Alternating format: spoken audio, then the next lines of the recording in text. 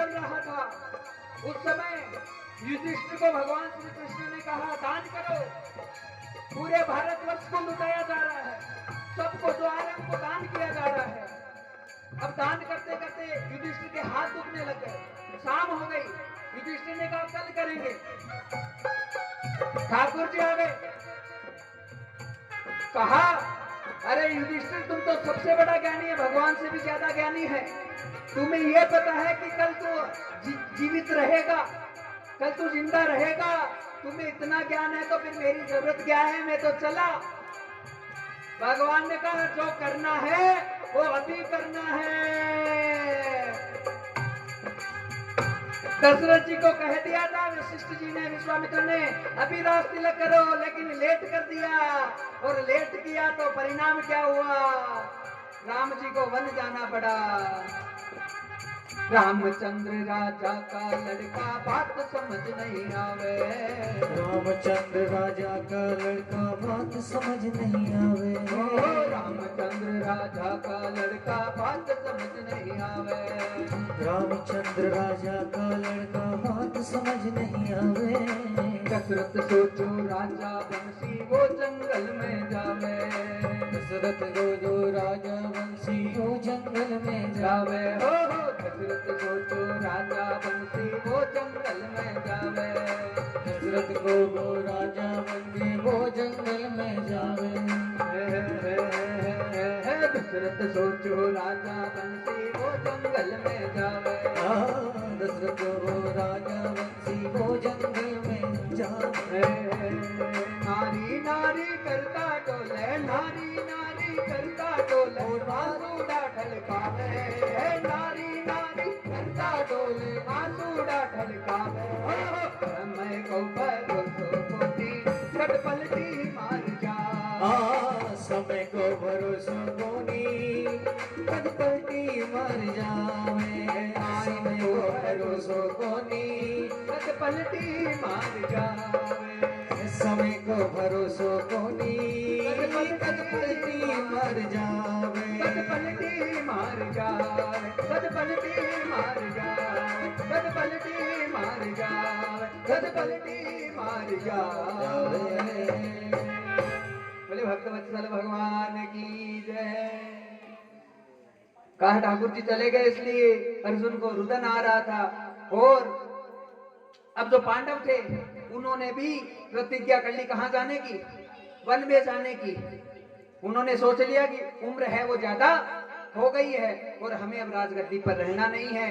परीक्षित को राजा बनाया जा रहा है, परीक्षित जी राजा बनते हैं, वन में पांडव जाते हैं और परीक्षित जी जैसे गद्दी पर बैठते हैं तो घूमने के लिए, मतलब जो प्रजा है उसको पूछने के लिए वन में जाते हैं। कलयुग से मुलाकात होती है। कलयुग कई प्रकार की चीजें जो है, कई प्रकार के वचन राजा परीक्षित से मांगते हैं।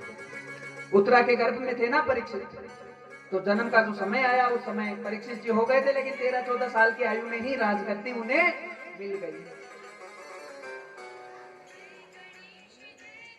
तत्वं प्रियां च योगितां महामती च भागवतां पुराण गतिता हस्तिनापुरं विहता परीक्षित योग जन्मसु। महाराज थोड़ी सी संक्षिप्त कर रहे हैं कथा को, कल विस्तार से सुनाएंगे जो अभी रह रहे हैं, लेकिन अभी थोड़ा संक्षिप्त किया जा रहा है कि भाई घोड़ा निकाला परीक्षित ने और उसके बाद में गए, कलयुग से संवाद हुआ, 4 चीजें मांगी कलयुग ने कि उनमें मेरा, परीक्षित ने कहा कि 4 चीजों में निवास होगा, हिंसाम क्रियान गुंदिताम वित्त मदिरा प्रहार भूतम अधिष्ठो चरित्र महानारी करित्वम योग समर्पित। कि जहां हिंसा होगी, गलत स्त्रियों का संग होगा, शराब जहां पी जाएगी और जुआ और सट्टा खेला जाएगा, वहां पर कलयुग तेरा ही वास होगा। जहां चोरी होगी वहां पर भी तेरा ही वास होगा। तो कहा एक चीज तो अच्छी तो स्वर्ण में भी स्थान दिया। स्वर्ण यानी सोना, गलत तरीके से कमाया हुआ धन, उससे सोना खरीद लिया तो वो हमेशा नुकसान करेगा। परीक्षित जी कलयुग से बात हुई, वापस घर पे आए। सोने का मुकुट घर पे पड़ा था, वो मुकुट उन्होंने धारण कर लिया। गलत विचार खा गए। कल विस्तार से सुनाऊंगा, अभी संक्षिप्त ले रहा हूं।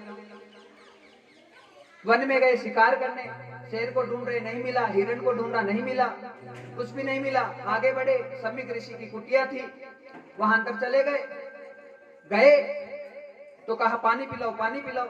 महाराज एकदम ध्यान मग्न थे, केवल शरीर शरीर दिख रहा था। मरा हुआ सांप पड़ा था, गले में डाल दिया ऋषि के। और परीक्षित को श्राप लग गया। किसका? जो सम्यक ऋषि के पुत्र थे, श्रृंगी ऋषि, नदी में स्नान कर रहे थे, हाथ में जल लेके श्राप दे दिया कि जिसने मेरे पिता का अपमान किया है उसकी मृत्यु 7 दिनों में। श्राप लग गया, परेशानी में आ गए।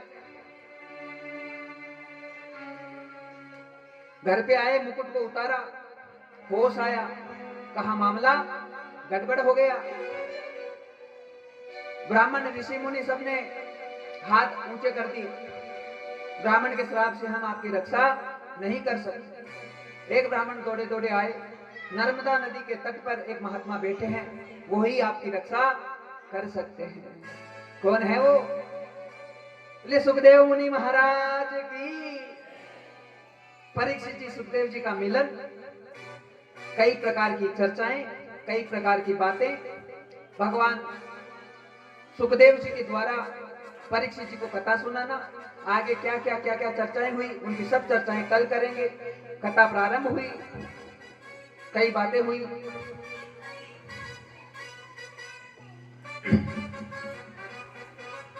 और उसके बाद में महाराज सुखदेव जी ने वचन दे दिया परीक्षित को कि 7 दिनों में राजन तुम्हें घबराने की जरूरत नहीं, साथ साथ भगवान का धाम प्राप्त हो जाएगा। विस्तृत चर्चा करेंगे कल, अभी मैं केवल बस टच कर रहा हूं। गोइंग टू टच इट, सब सुनाऊंगा आराम से, चिंता मत करना, छोड़ूंगा कुछ भी। थोड़ा समय लग सकता है, हो सकता है कल 2 घंटा बैठना पड़े, एक्स्ट्रा 1 घंटा बैठना पड़े। 1 घंटा बैठाऊंगा, ज्यादा नहीं बैठूंगा, ठीक है। अब देखो क्या बताऊं आपको, हमारे पास सामान इतना है कि कितना बोले, आप देख रहे हो बराबर। 1 मिनट भी रुके हैं क्या महाराज? बोलो बोलो तो सही, निरंतर चल रहा है, लेकिन अब कितना क्या करें।